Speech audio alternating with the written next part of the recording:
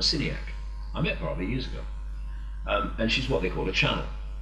She, like a psychic, like very shine, they will hear something, and then they will report what they've heard.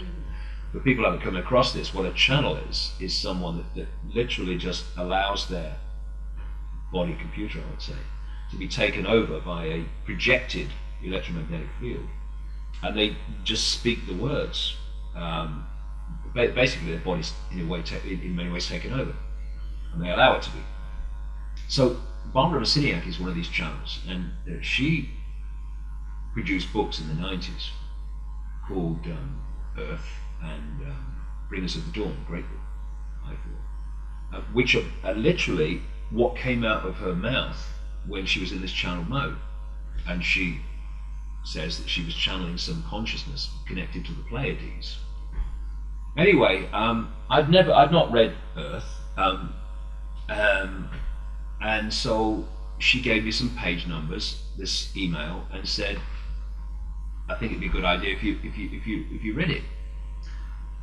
And I sent for it, and it came within a few days, and I went through the page numbers. I couldn't believe what I was seeing.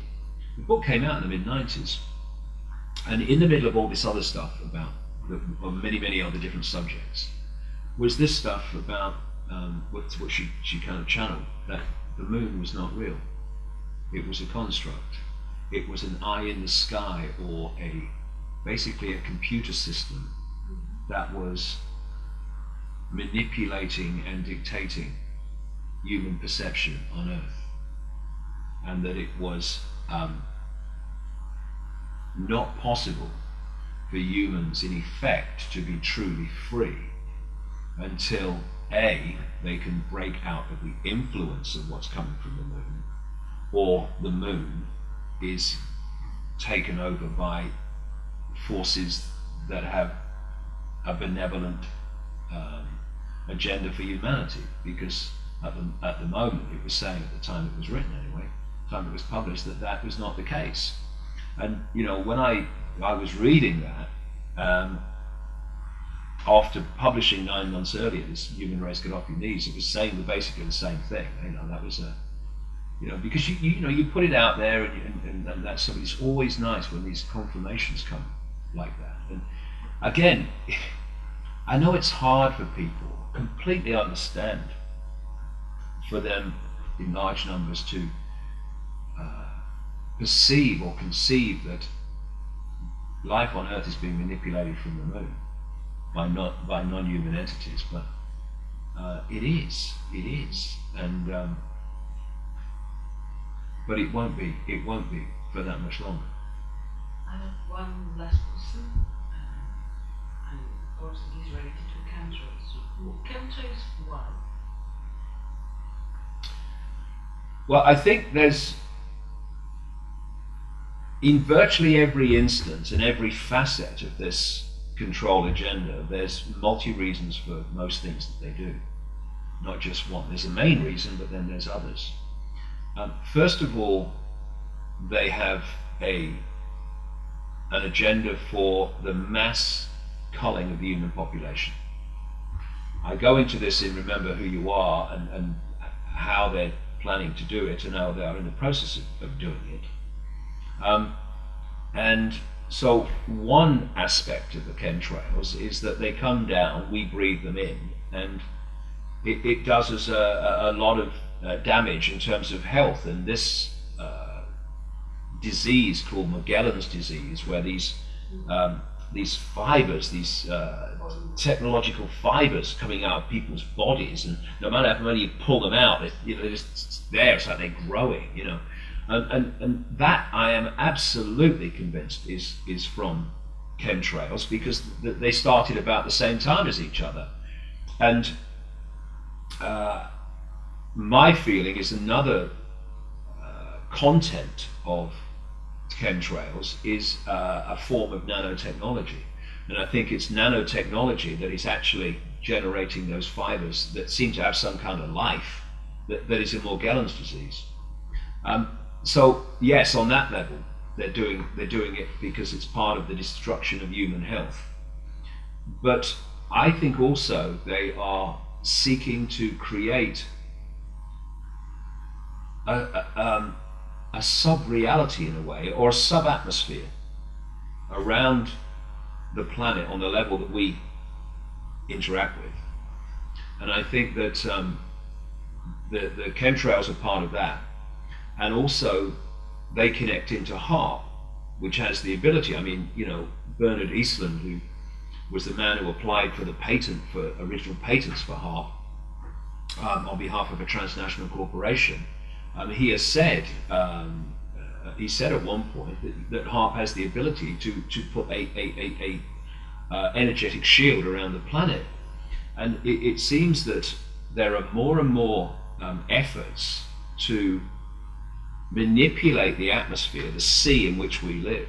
As I've said many times, if you want to affect all the fish, what do? You affect the sea. Well, we are living in a sea of energy. And if you can impact upon that sea, you impact upon anyone who is interacting with it. And again, we come back to this defense shield against the truth vibrations. They want that, they're trying everything they can to stop humans being impacted by them. And one of the ways that they are doing it is by attacking and manipulating the energy sea field that we interact with, so that it is suppressing our ability to open and expand. And I think chemtrails are part of that. I think HARP is definitely part of that. And another thing that I go into in this book, Remember Who You Are, which is about the mass culling of the population, but also about this whole energy shield, and that's what I call the radiation agenda. For years and years now, I've been ticking off more and more sources of radiation that humans are subjected to. And when I look, I mean, for instance, I met an Oxford Don in the 1990s called Kitty Little, Dr. Kitty Little, who had connections into, you know, British intelligence and stuff, and she had started to see that what I'm talking about now was real. And so I had a meeting with her, and she used to work for the United Kingdom Atomic Energy Authority. And so she was very, very expert in that whole area of nuclear power technology. And she told me then in the 1990s that the Rothschild family, who of course are fundamentally involved in this global conspiracy, were the force that led to the introduction of nuclear power. So now we have nuclear power stations all over the world, which are all potentially, you know, catastrophic releases of radiation, and many of them are leaking like a sieve anyway. And so when I looked at what happened at Fukushima in Japan, it was just too much of a gift. That colossal release of radiation, which is still going on, was just too much of a gift for me to be an accident, or at least to accept it was an accident without further investigation. And I explain in the book that my feeling is that, and I put the evidence for it, and you know, I'm not alone, there's other people that have come to the same conclusion, that actually Fukushima was blown up by small nuclear weapons, what are called gun-type nuclear weapons. It's interesting to note that Fukushima had a whole new so-called security and sensor system put in. And you know, technology's continually getting smaller and lighter. Well, these bloody cameras at Fukushima that they put in the year before the explosion, they weighed 1,000 pounds. I mean, what, you know? But when you put them together with a small gun-type nuclear weapon, and you take the casing off the nuclear weapon, I mean, they're ridiculously close to looking like each other. And then you realise that the people that, or the firm that put them in, was an Israeli company that's based at Dimona in Israel, which is the location of the Israeli massive nuclear weapons program. And after I'd come to these conclusions, there was a nuclear engineer called Arne Gundersen who did a speech in Boston, I think it was. And it was an alert speech, because he said, we've realized that the explosion, or one of the explosions at Fukushima, has done something that should not be possible with a nuclear power station. It has in effect broken the speed of sound. It was a detonation speed wave, and a nuclear explosion caused by a nuclear power station alone should never ever cause a detonation speed wave. So his speech was, we realized that it is possible for a detonation speed wave to be caused by, well, maybe you haven't.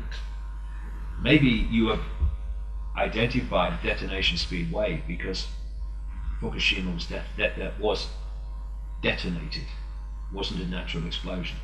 And as a result of that, of course, the atmosphere of the world is being irradiated on a very large scale, and it's increasing every day.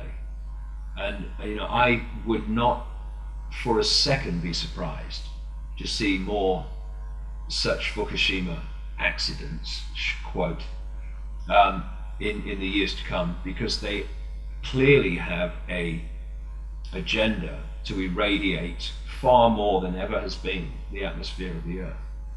And I think that one reason is that they want a situation where there's a dramatically reduced population. And of course, radiation will impact upon that, especially if it gets even more serious and powerful in the atmosphere. But also they know that there will be certain human genetic types that will mutate to be able to stand a greater amount of radiation, and they're the people, or the genetic lines, that they want to be around after this cull that they want has taken place. Because it seems to me, from my research over the years, that these entities have a problem with our atmosphere, and they can live and need to live in a much more irradiated atmosphere. And I think they're trying to change the atmosphere as well to become more suitable for them. Mm-hmm. And I remember another very prophetic film I watched called The Arrival, which starred a guy called Charlie Sheen. Came out, I think, in the early 90s. And the story was that this Charlie Sheen character realized that NASA was controlled by non-human entities who look human, and that they were changing the Earth's atmosphere so that they could come and outwardly experience or be here with an atmosphere that suited them. I think something like that's definitely happening.